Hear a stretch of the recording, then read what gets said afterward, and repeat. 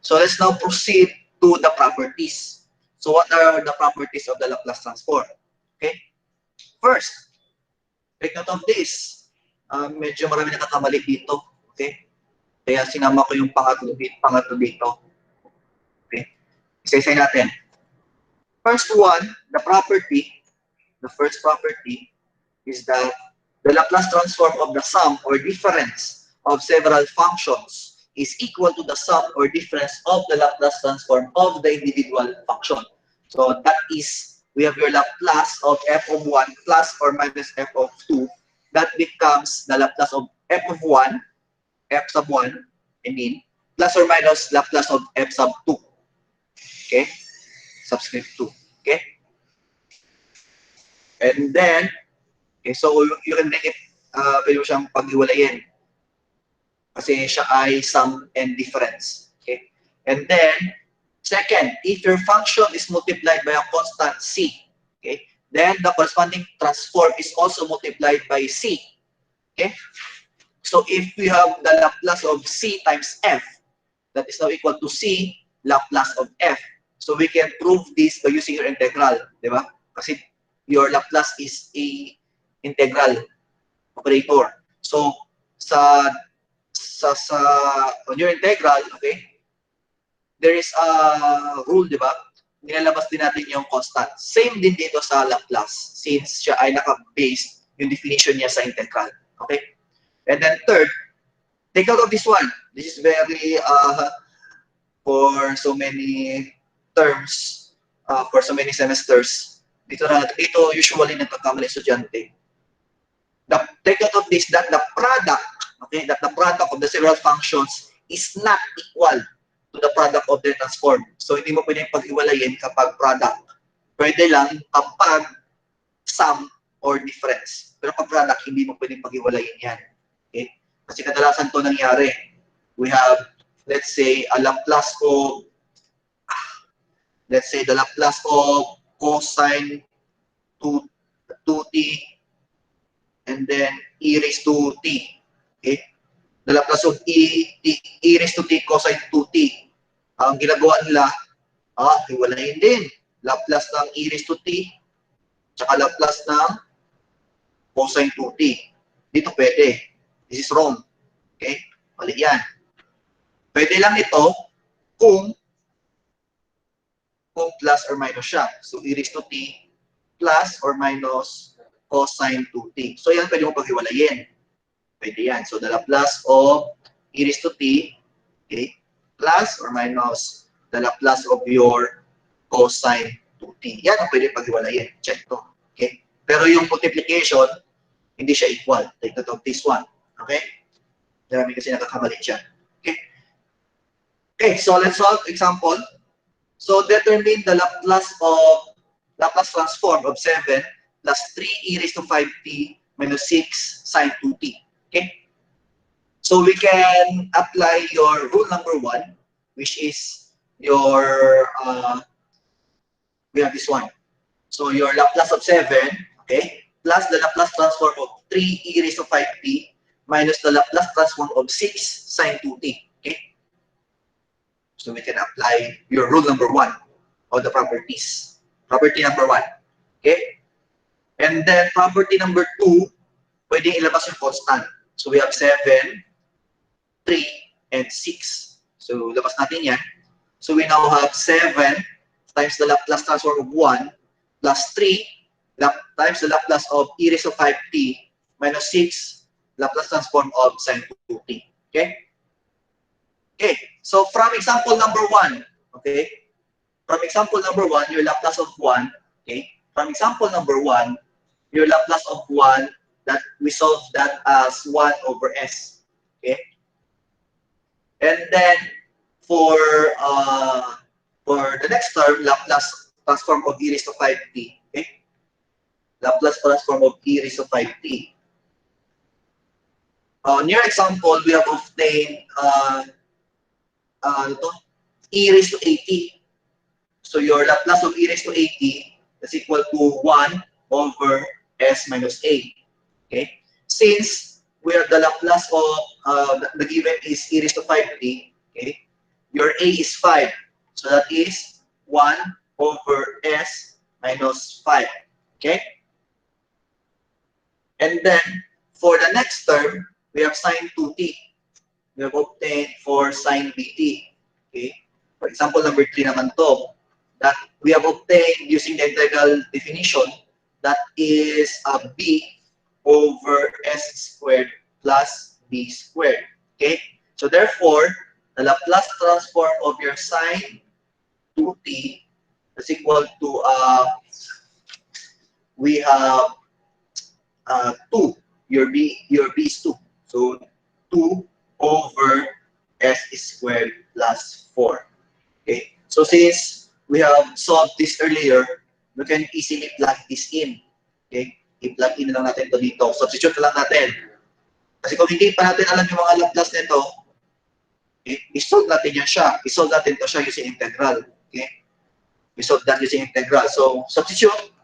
We now have 7 times 1 over s plus 3 times the quantity 1 over s minus 5. Okay? Minus 6 is the quantity 2 over s squared plus 2 squared, or this is 4. Okay? Simplifying this further, okay? Your answer is now 7s minus plus 3 minus s minus 5 plus minus 12 over s squared plus 4. So these are now our answer. Okay? This is now our answer for this example. So 7 over s plus 3 over s minus 5 minus 12 over s squared plus 4. So ito ang tanong. So kung mag-Laplace tayo lagi, di ba? So we get the Laplace transform of the certain function. O paano kung biglang nagkaroon dito ng t? So meron siya. Find the Laplace of t. So paano yun? Mag-integrate pa tayo. Di ba? So mababa. Ano naman yun? By parts na naman ulit yun. O paano kung binigyan tayo ng ano? Ano ba? Binigyan tayo ng cosine naman. Ganun din. Okay? So, medyo matrabaho na sila pag-transform kasi we need to find the integral of your given function. Okay? Using the definition. Okay? So, yun ang magiging problema. Okay? So, paano to? Medyo matrabaho siya. So, meron tayong na, since nakapunta tayo kanina, meron lang dito na table of Laplace transform. Saan yung table na yun? Wala yung table. Ayun. So we have a given Laplace transform table. So gagawin nyo lang is to memorize this one. 12 formulas. So on the first column, this is your given f of t. And then on the second column, that is your Laplace of f, or that is f of s. Okay? As you can see, we have solved for this one. Number 1, the Laplace transform of 1 is 1 over s. Okay? For t, that is 1 over s squared. And then for t squared, that is 2 factorial over s cubed. Okay, so how about if this is 3, 4, 5, your exponent? So we have t raised to n, where your n is 0, 1 up to, kung ilan yan. So we have the formula, the Laplace of t raised to n, that is n factorial over s raised to n plus 1. So you don't need now to solve the Laplace transform using the definition. So we can use this table. Okay? And then we now have, okay, e raised to negative positive 80. So that is 1 over s plus minus a. So baliktad siya. Kung yung given mo is negative 80, so magiging positive dito ha. Okay? Baliktaran siya. And then we have t raised to n, e raised to minus plus 80, that's equal to, your Laplace is n factorial over the quantity s plus minus a raised to n plus 1. Okay? And then we have in here for cosine. Cosine omega t. Omega is a constant. That is s over s squared plus omega squared. And then sine omega squared, that is sine omega t, I mean. That is omega over s squared plus omega squared. Okay? And then we have the cos at, that is s over s squared minus a squared. And then the sinh at, that is a over s squared minus a squared. And then this one is, we can obtain this using your first shifting theorem. Okay? We'll discuss that later. So this is a table. I believe this is also on your modules. Take note that your n, your a, and your omega are constants. Okay? Numerical constants. Numerical constants. Okay? So let's proceed to the properties again for some additional properties. First one is the first shifting theorem. Okay? The first shifting theorem states that the Laplace transform of the product of e raised to negative and the positive e at and your f of t is equal to the transform of f of t with s replaced by s plus minus a. Okay? So that is this one. Okay? We will have some example later. This one. And then we have the derivatives of your Laplace transform. Okay? So let f of s is equal to the Laplace of your f of t. So therefore, the derivative. Okay? So if we have, okay, so for the first case, we now have a product. Okay? We have to obtain a product, okay, of your e raised to the minus positive 80, okay, times your f of t. This is a special property. Okay. Yan. This is for the first shifting theorem. For the derivative of the Laplace transform that we now have to solve, okay, that is the Laplace of your t raised to n times your function of t. Okay. That's now t raised to n times your f of t. Dito, e, your exponential, times your f of t. So if we have your t raised to n times a function of t, we apply the derivatives of the Laplace transform. That is negative 1 raised to n, then multiplied by the nth derivative of your f of s. Okay? With respect to s. Okay? So we'll have some examples later involving the first shifting theorem and the derivatives of your Laplace transform. Okay? So let's move to the examples. Okay? Example tayo. Okay, so example, determine the Laplace transform of e raised to negative 2t cosine square root of 3t minus t squared e raised to negative 2t. Okay? Okay, paano to? So, magsuot lang ako. Ayan. Okay. So, to solve this, we apply your properties. Okay? So, the first one, since this is minus, pag-iwalay natin dalawang functions. Okay? So we now have is equal now to the Laplace of e raised to negative 2t cosine square root of 3t, okay, minus the Laplace transform of your t squared e raised to negative 2t. Okay? Then after that one, okay, we can now apply your rules, your additional properties. So on this one, we have the shifting theorem. Okay, so shifting theorem, okay, we have your e raised to 80 times your f of t. This is now your f of t. Okay, so we can have this one, okay, as the Laplace transform of your cosine square root of 3t, sa labas yung t ha, na square root. And then, ang gagawin natin, first shifting theorem, we shift your s, okay, so that this will become s minus negative 2. Okay, this one, s minus negative 2. This will now become positive 2. Diba? Shift lang natin yung magiging s later. Okay, and then on this one, I believe this is on formula number 6. So formula number 6, sabi, the Laplace transform of your t raised to n e raised to 80, okay, that is equal to, we can also apply shifting theorem. Hindi na yung 6 na yan. Since formula number 6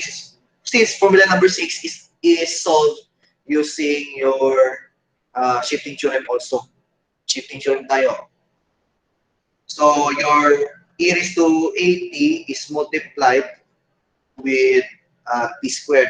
Okay, so we can have the Laplace transform of t squared, and then we will shift your s. So we have s minus negative 2. So that will be s minus negative 2 will become plus 2 na lang. Okay, plus 2 na siya.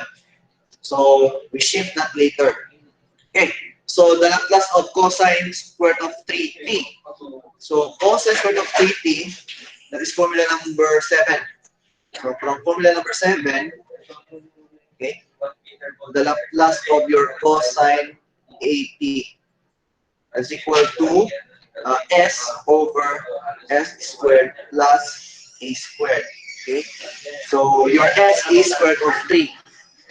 So this is now equal to square root of 3 over s squared plus the quantity square root of 3 squared.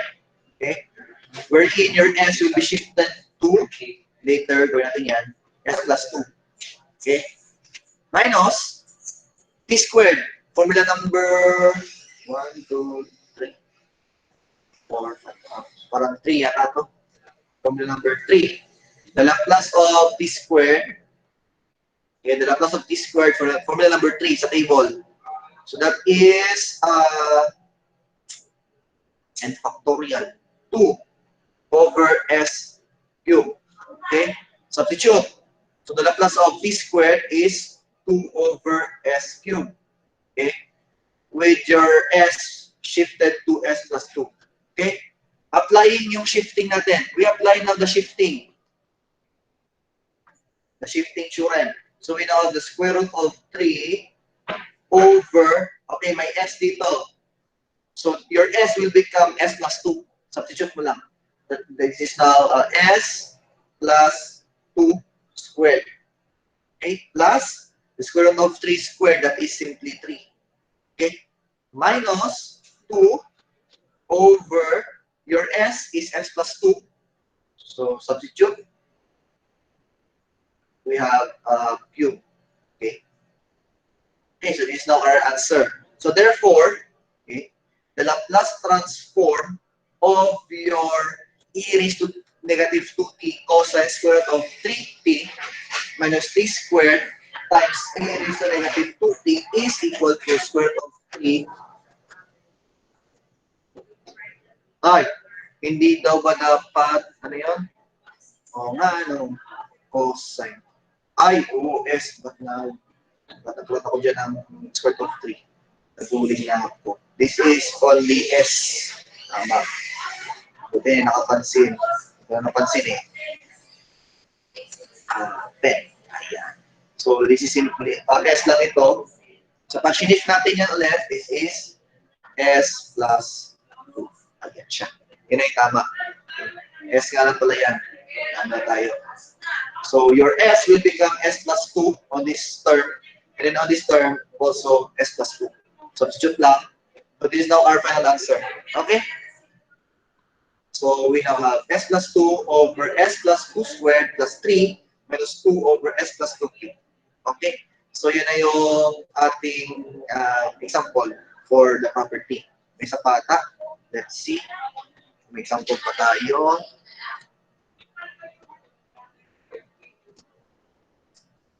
Example. Ito. Next example is on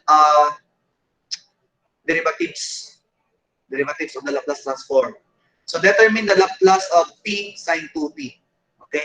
We apply now your derivatives of Laplace transform. Take note again from the derivatives of Laplace transform. Okay, that is, okay, sabi natin, the Laplace of your t raised to n times function f of t, okay? That is now equal to negative 1 raised to n times the nth derivative, okay, of your f of s.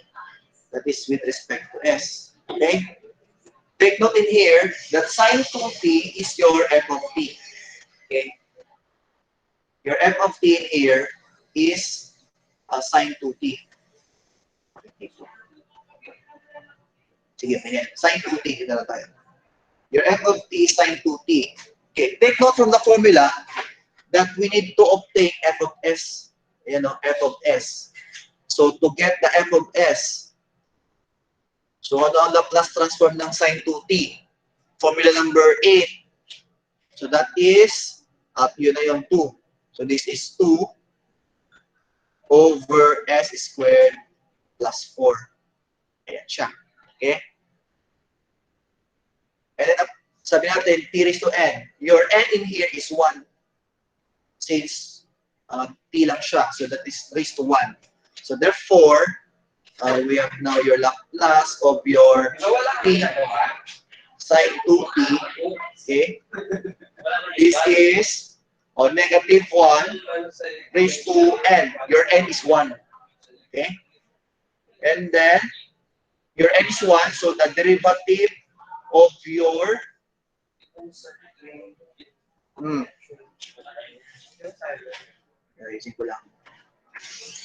the derivative of your ayan.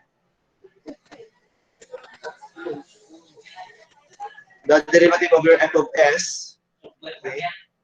Your f of s is this one, 2 over s squared plus 4. Oh, get the first derivative of this one. Oh. Ano ang first derivative ng 2 over s squared plus 4? Derivative tayo. Derivative with respect to s of 2 over s squared plus 4. We apply the quotient rule. Ano yung quotient rule natin? V du minus u dv over v squared. Or ang sign niya ano yan? V. Low D high minus high D low. Yung nano po na isa. Yung low D high minus high D low, di ba? Over yung low square. So yun sa inyo yung sulit na daan eh. Okay, so we now apply that one. Sulat natin dito. So the derivative of your u over v, okay, low D high minus low high D low. Yeah. V du minus u dv over v squared. So your v is s squared plus 4, okay, and then your du, the derivative of 2 is 0, okay, minus your u, which is 2, and then dv, derivative of s squared plus 4, that is 2s, divided by, okay, v squared. So we have s squared plus 4 squared. Okay? Ano yan? So we have 0. So cancel to 0. So this is now equal to negative 4s over s squared plus 4 squared. Okay?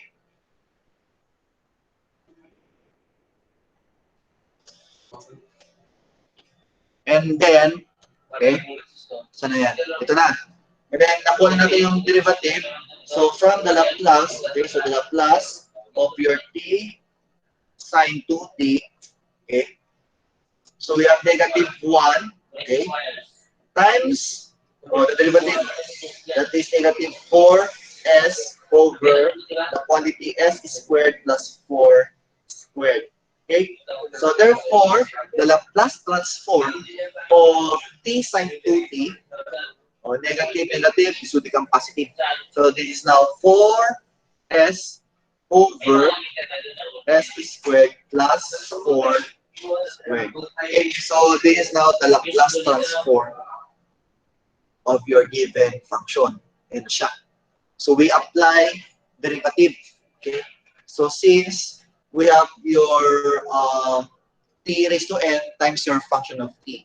So pag ito na yung form ng iyong given na ng iyong given, we can apply your derivatives ng Laplace transform so that we can solve for this we can solve for the Laplace transform of that given. Okay?